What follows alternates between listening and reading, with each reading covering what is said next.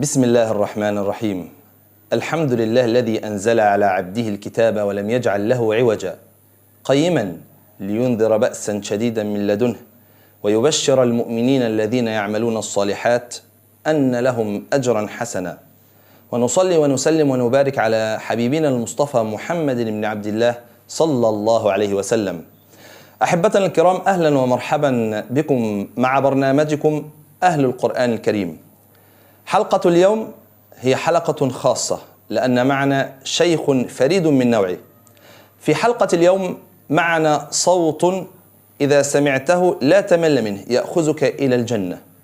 إذا سمعت هذا القول وهذا الصوت وهذه الآيات تستشعر قول الله سبحانه وتعالى: أفلا يتدبرون القرآن أم على قلوب أقفالها. عند سماعك لهذه التلاوة ولهذا الصوت رغما عنك قلبك يتدبر ويخشع لآيات الله ولكلامه سبحانه وتعالى. فلنرحب معا بالضيف الشيخ الذي يحفظ القرآن بالقراءات العشر، الذي يحفظ القرآن منذ قرابة 20 عام، الذي يحفظ القرآن عن ظهر قلب.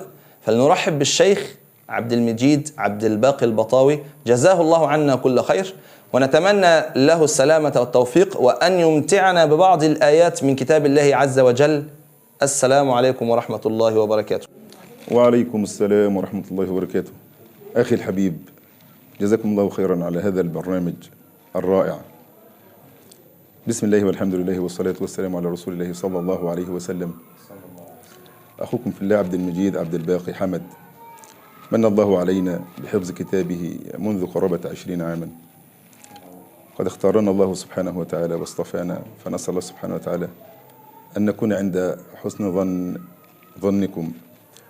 وقد دعاني أخي الشيخ أحمد، وهو أخي وصديق عمري، والله وكدت أن أهرب من هذا اللقاء، ولكن يعني الشيخ أحمد ما كان منه إلا الإلحاح، فلن أستطيع الهروب.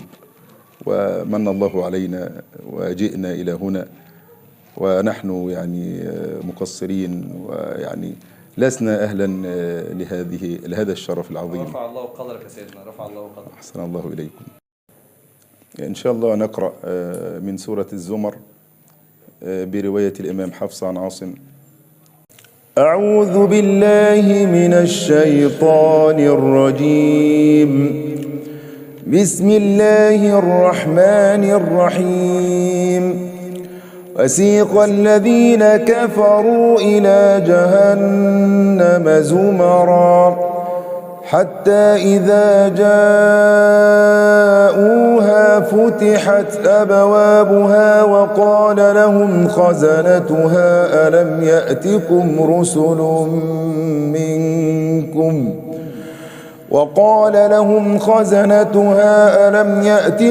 رسل منكم يتلون عليكم آيات ربكم وينذرونكم لقاء يومكم هذا؟ قالوا بلى ولكن حقت كلمة العذاب على الكافرين. قيل ادخلوا أبواب جهنم خالدين فيها فبئس مثوى المتكبرين. وسيق الذين اتقوا ربهم إلى الجنة زمرا حتى إذا جاءوها وفتحت أبوابها وقال لهم خزنتها سلام عليكم طبتم فادخلوها خالدين. وقالوا الحمد لله الذي صدقنا وعده وأورثنا الأرض نتبوأ من الجنة حيث نشاء فنعم أجر العاملين. وترى الملائكة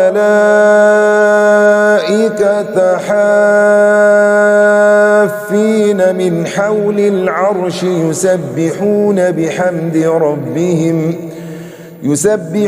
بحمد ربهم وقضي بينهم بالحق وقيل الحمد لله رب العالمين. سبحانك اللهم وبحمدك نستغفرك ربنا ونتوب إليك. أحبتي في الله، ما أروعها من تلاوة. لقد استمعنا إلى بعض الآيات البينات من سورة الزمر.